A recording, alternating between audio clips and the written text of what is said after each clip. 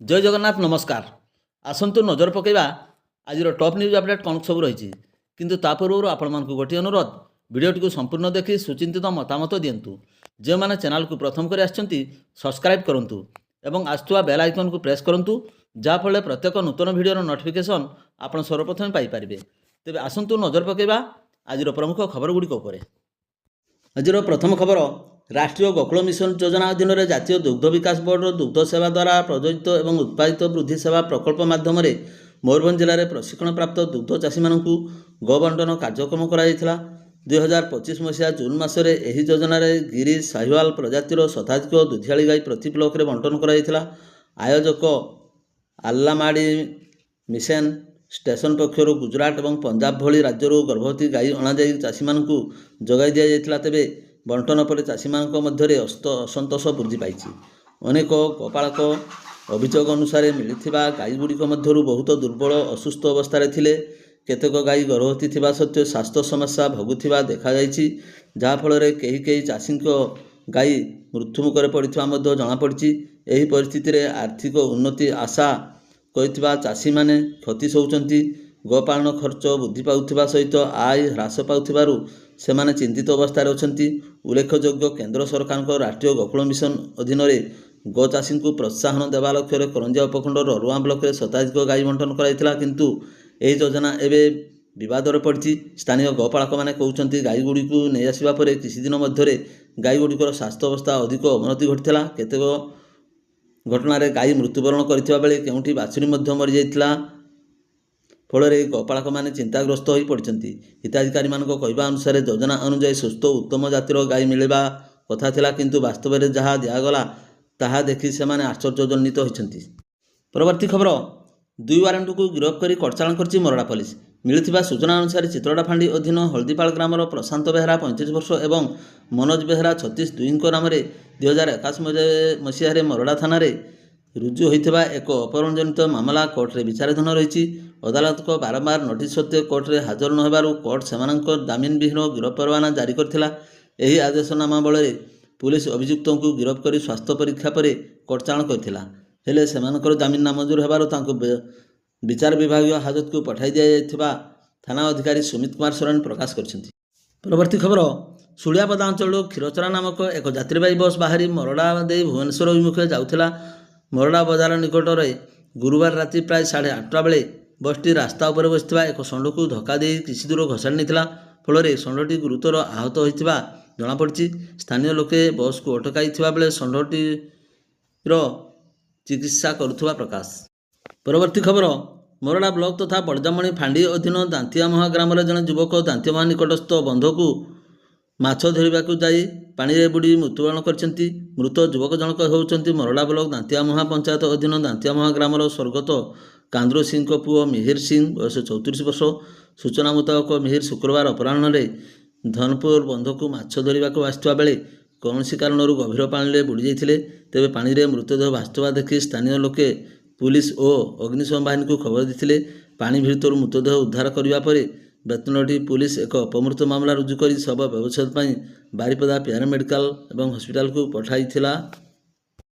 परवर्ती खबर स्थानीय Pandit Raghunath Murmu medical college hospital चिकित्साधीन थिबा जैनिक अचिन्हा व्यक्तिंकर शुक्रवार मृत्यु घटी। से डेंगा बयस अनुमानिक 55 वर्ष हेब और नील रंगर पूरा सार्ट और लुंगी पिंधि तांको असुस्थ अवस्था रायरंगपुर उपखंड स्तरीय डाक्तरखाना एठाकू स्थानांतरित कराइथिला। ए संपर्क में बारिपदा टाउन थाना 42/26 नंबर एक अपमृत्यु मामला रुजु होगा सहित शव व्यवच्छेद कर मृतदेह को चिन्हट पर संरक्षित रखाई।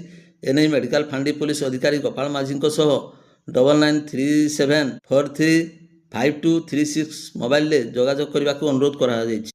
परवर्ती खबर मरड़ा थाना तथा चित्रोड़ा फांडी अधीन इदिडीही ग्रामर गोविंद बारांडी बयस 70 वर्ष पुओ मधु बारांडी 36 वर्ष बुधवार विलंबित राति निज पिता एक बाउंस ठेंगा एवं लुहा पाइप्रे पिटी पिटी निर्मम हत्या करिथिबा अभियोग होइछि। मरड़ा थाना रे हत्याजनित एक मामला रुजु होइथिबा बेले अभियुक्त मधु को पुलिस थाना रे अटक रखी अधिक तदंत जारी रखिछि। तेबे गिरफ पूर्व तार स्वास्थ्य परीक्षा करी कड़चारण करा जाइथिबा बेले जामिन नामंजूर हेबारु ताको विचार विभाग हाजत को पठाई दिया जाइथिबा सुमित कुमार सोरेन प्रकाश करछन्ति। परवर्ती खबर ଠାକୁରମୁଣ୍ଡା ବ୍ଲକ ମହୁଲଡ଼ିହା ଥାନା ଅନ୍ତର୍ଗତ ସାତକୋଶିଆ ପଞ୍ଚାୟତ ବାଲିଘାଟ ଗ୍ରାମରେ ଜଣେ ନାବାଳିକା ସାଙ୍ଗମାନଙ୍କ ସହିତ ଶୁକ୍ରବାର ଦିନ 3ଟା ସମୟରେ ନିକଟସ୍ଥ ଥିବା ସାଳନ୍ଦୀ ନଦୀକୁ ଗାଧୋଇବାକୁ ଯାଇଥିବା ବେଳେ ବୁଡ଼ିଯାଇ ପ୍ରାଣ ହରାଇଛନ୍ତି। ମୃତ ବାଳିକା ଜଣକ ବାଲିଘାଟ ଗ୍ରାମର ବାଗୁନ ଜାରିକାଙ୍କର 8 ବର୍ଷର ଝିଅ ଅନିଶା ବୋଲି ଜଣାପଡ଼ିଛି। ଅନିଶା ତାଙ୍କ ଗାଁ 5-6 ଜଣ ଛୋଟ ଛୁଆ ସାଙ୍ଗମାନଙ୍କ ସହିତ ନଦୀକୁ ଗାଧୋଇବାକୁ ଯାଇଥିବା ବେଳେ ଅନ୍ୟ ସାଙ୍ଗମାନେ ଏହା ଜାଣିପାରିନଥିଲେ। ସାଙ୍ଗମାନେ ଘରକୁ ଫେରି ସାଙ୍ଗରେ ଯାଉଥିବା ଅନିଶାକୁ ଖୋଜିଲେ। ପରିବାର ଲୋକେ ନଦୀ ପାଣିରେ ଭିତରୁ ଅନିଶାକୁ ଉଦ୍ଧାର କରି ଆମ୍ବୁଲାନ୍ସ ଯୋଗେ ଠାକୁରମୁଣ୍ଡା ଗୋଷ୍ଠୀ ସ୍ୱାସ୍ଥ୍ୟ କେନ୍ଦ୍ରରେ ଆଣି ସନ୍ଧ୍ୟା 6ଟା ସମୟରେ ଭର୍ତ୍ତି କରିଥିଲେ, କିନ୍ତୁ ଡାକ୍ତର ତାଙ୍କୁ ମୃତ ଘୋଷଣା କରିଥିଲେ। ମହୁଲଡ଼ିହା ଥାନା ପୋଲିସ ପହଞ୍ଚି ଶବ ଜବତ କରି ବ୍ୟବଚ୍ଛେଦ କରି ପରିବାରବର୍ଗକୁ ହସ୍ତାନ୍ତରିତ କରିଛି। ପରବର୍ତ୍ତୀ ଖବର, ମୟୂରଭଞ୍ଜ ଜିଲ୍ଲା କାଳବୈଶାଖୀ ପ୍ରଭାବରେ ଗତ ବିଳମ୍ବିତ ରାତିରେ ଝଡ଼ ତୋଫାନରେ ଖୁଣ୍ଟାଠାରେ ଗଛରେ ବାଇକ୍ ପିଟି ହୋଇ ଜଣଙ୍କର ମୃତ୍ୟୁ। ବିଳମ୍ବିତ ରାତିରେ ମୟୂରଭଞ୍ଜ ଜିଲ୍ଲାର ବିଭିନ୍ନ ସ୍ଥାନରେ ବର୍ଷା ସହିତ ଝଡ଼ ତୋଫାନ ଲାଗି ରହିଥିବା ବେଳେ ବାରିପଦା ଉଦଳା ରାସ୍ତାର ଖୁଣ୍ଟାଠାରେ ଗଛରେ ବାଇକ୍ ଆରୋହୀ ପିଟି ହୋଇ ତାଙ୍କର ମୃତ୍ୟୁ ହୋଇଥିବା ନେଇ ଜଣାଯାଇଛି। ତେବେ ମୃତ ବାଇକ୍ ଆରୋହୀ ଜଣକ ଖୁଣ୍ଟା ଥାନା ଅନ୍ତର୍ଗତ କାଦଡ଼ିହା ଅଞ୍ଚଳର ନଗେନ ମୁର୍ମୁ। ତାଙ୍କ ଶବକୁ ବାରିପଦା ମେଡ଼ିକାଲରେ ଶବ ବ୍ୟବଚ୍ଛେଦ କରି ତାଙ୍କ ପରିବାରବର୍ଗଙ୍କୁ ହସ୍ତାନ୍ତରିତ କରାଯାଇଛି। ପରବର୍ତ୍ତୀ ଖବର, କାଳବୈଶାଖୀ ପ୍ରଭାବରେ ବିଳମ୍ବିତ ରାତିରେ ଝଡ଼ ତୋଫାନ ଅସଞ୍ଜଡ଼ା ଛକରେ ଗଛ ପଡ଼ି ଜଣଙ୍କର ମୃତ୍ୟୁ ହୋଇଛି।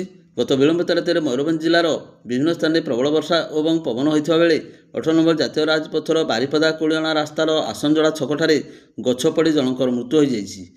ମୃତକ ଜଣକ ହେଲେ କୁଳିଅଣା ଥାନା ଅନ୍ତର୍ଗତ କାଠଶିରସି ଅଞ୍ଚଳର ରାମଦାସ ହାଁସଦା। ତେବେ ତାଙ୍କ ଶବକୁ ବାରିପଦା ମେଡ଼ିକାଲ ସ୍ଥିତ ଶବଗୃହରେ ଭର୍ତ୍ତି କରାଯାଇଥିଲା। ଶନିବାର ଦିନ 9 ଘଟିକା ସମୟରେ ଏ ବାବଦରେ ସୂଚନା ମିଳିଛି। ପରବର୍ତ୍ତୀ ଖବର, ବେତନଟି ବାର୍ ଆସୋସିଏସନର ବିଭିନ୍ନ ପଦପଦବୀ ପାଇଁ ଶନିବାର ଜେଏମ୍ଏଫ୍ସି କୋର୍ଟରେ ନିର୍ବାଚନ ଅନୁଷ୍ଠିତ ହୋଇଯାଇଛି। ଅପରାହ୍ନରେ ଗଣତି ପରେ ଶନିବାର ଅପରାହ୍ନରେ 5ଟାରେ ଫଳାଫଳ ଘୋଷଣା କରାଯାଇଥିବା ଦାୟିତ୍ୱରେ ଥିବା ନିର୍ବାଚନ ଅଧିକାରୀ ରଣଜିତ କନ୍ତାୟତ ବେତନଟି ବାର୍ ଆସୋସିଏସନ ଅଧୀନରେ ମୋଟ 42 ଜଣ ମତଦାତା ଥିବା ବେଳେ ସେମାନଙ୍କ ମଧ୍ୟରୁ ଶନିବାର 38 ଜଣ ଆଇନଜୀବୀ ନିଜର ମତ ସାବ୍ୟସ୍ତ କରିଥିଲେ। ସଭାପତି ପଦ ପାଇଁ ତ୍ରିମୁଖୀ ପ୍ରତିଦ୍ୱନ୍ଦ୍ୱିତା ଚାଲିଥିବା ବେଳେ ବରିଷ୍ଠ ଆଇନଜୀବୀ ରବିନାରାୟଣ ମହାପାତ୍ର ସର୍ବାଧିକ 25 ଖଣ୍ଡ ଭୋଟ ପାଇ ବାର୍ ଆସୋସିଏସନର ସଭାପତି ଭାବରେ ନିର୍ବାଚିତ ହୋଇଥିଲେ। ନିକଟତମ ପ୍ରତିଦ୍ୱନ୍ଦ୍ୱୀ ଲମ୍ବୋଦର ମହାପାତ୍ର 13 ଖଣ୍ଡ ଭୋଟ ପାଇ ପରାଜିତ ହୋଇଥିଲେ। ସେହିଭଳି ଏକକ ନାମାଙ୍କନ ଦାଖଲ କରିଥିବା ପ୍ରବୀର କୁମାର ବାରିକ ସମ୍ପାଦକ ଭାବରେ ନିର୍ବାଚିତ ହୋଇଥିଲେ। ଅନୁରୂପ ଭାବେ ମନୋଜ କୁମାର ଦଳେଇ ସର୍ବାଧିକ 30 ଖଣ୍ଡ ଭୋଟ ପାଇ ଉପସଭାପତି ଭାବରେ ନିର୍ବାଚିତ ହୋଇଥିବା ବେଳେ ନିକଟତମ ପ୍ରତିଦ୍ୱନ୍ଦ୍ୱୀ ହେମନ୍ତ ମହାନ୍ତ ମାତ୍ର 8 ଖଣ୍ଡ ଭୋଟ ପାଇ ପରାଜିତ ହୋଇଥିଲେ। ଲମ୍ବୋଦର ନାୟକ ମଧ୍ୟ 23 ଖଣ୍ଡ ଭୋଟ ପାଇ କୋଷାଧ୍ୟକ୍ଷ ଭାବରେ ନିର୍ବାଚିତ ହୋଇଥିବା ବେଳେ ନିକଟତମ ପ୍ରତିଦ୍ୱନ୍ଦ୍ୱୀ ଦୁଃଖିଆ ମୁର୍ମୁ 13 ଖଣ୍ଡ ଭୋଟ ପାଇଥିଲେ। ଦାୟିତ୍ୱରେ ଥିବା ଯୁବ ଆଇନଜୀବୀ ରଣଜିତ କନ୍ତାୟତ ଭୋଟ ଗଣତି କରି ଫଳାଫଳ ଘୋଷଣା କରିବା ପରେ ବିଜୟୀ ପ୍ରାର୍ଥୀମାନଙ୍କୁ ସ୍ୱାଗତ ସମ୍ବର୍ଦ୍ଧନା ପୂର୍ବକ ଶୁଭେଚ୍ଛା ଜଣାଇଥିଲେ। ପରବର୍ତ୍ତୀ ଖବର, ଖୁଣ୍ଟା ବ୍ଲକର ବିଭିନ୍ନ ସ୍ଥାନରେ କାଳବୈଶାଖୀ ପ୍ରଭାବରେ ଯୋଗୁଁ ଭାଙ୍ଗିଲା ଏକ ଘର, କ୍ଷତିପୂରଣ ଦାବି କଲେ ସ୍ଥାନୀୟ ଲୋକମାନେ। ମୟୂରଭଞ୍ଜ ଜିଲ୍ଲା ଖୁଣ୍ଟା ବ୍ଲକ ଭଳାଗଡ଼ିଆ ଗ୍ରାମ ପଞ୍ଚାୟତ ଗତ କାଳବୈଶାଖୀ ବର୍ଷା ଯୋଗୁଁ ବଡ଼ ଅଳିଆ ଗ୍ରାମର ବିଜୁ ସରେନଙ୍କ ଘର ଉପରେ ଏକ ବିରାଟକାୟ ନିମ୍ବ ଗଛ ପଡ଼ିଯିବାରୁ ଘର ସମ୍ପୂର୍ଣ୍ଣ ନଷ୍ଟ ହୋଇଯାଇଛି। ଖୁଣ୍ଟା ଅଗ୍ନିଶମ ବାହିନୀ ଆସି ଗଛଟିକୁ କାଟି ଘର ଉପରୁ କାଢ଼ି ଦେଇଛନ୍ତି। ସେପଟେ ମୁଚିସାହି ଗ୍ରାମରେ ସୂର୍ଯ୍ୟ ସରେନଙ୍କ ଘର କାଳବୈଶାଖୀ ଯୋଗୁଁ ସମ୍ପୂର୍ଣ୍ଣ ଭାଙ୍ଗିଯାଇଛି। ସେହିପରି ଏହି ବ୍ଲକର ଲକ୍ଷ୍ମଣ ସାହି ଗ୍ରାମର ଗଣେଶ୍ୱର ସିଂ, ଲମ୍ବୋଦର ସିଂଙ୍କ ସମେତ ବହୁ ଲୋକଙ୍କର ଘରଦ୍ୱାର ଭାଙ୍ଗି ବ୍ୟାପକ କ୍ଷୟକ୍ଷତି ଘଟିଛି। ଖୁଣ୍ଟା ବ୍ଲକର ପ୍ରଶାସନ ଏବଂ ଖୁଣ୍ଟା ତହସିଲଦାର ବିଭାଗୀୟ ଅଧିକାରୀମାନଙ୍କୁ ସ୍ଥାନୀୟ ଲୋକମାନେ ଅନୁରୋଧ କରି ଉକ୍ତ ଭାଙ୍ଗି ଯାଇଥିବା ଘରକୁ ତଦନ୍ତ କରି ଉକ୍ତ ଅସହାୟ ବ୍ୟକ୍ତିଙ୍କୁ ସରକାରଙ୍କ ଠାରୁ ସହାୟତା ଦାବି କରିଛନ୍ତି। ଭିଡ଼ିଓଟିକୁ ଶେଷ ପର୍ଯ୍ୟନ୍ତ ଦେଖିଥିବାରୁ ଆପଣଙ୍କୁ ଅଶେଷ ଅଶେଷ ଧନ୍ୟବାଦ।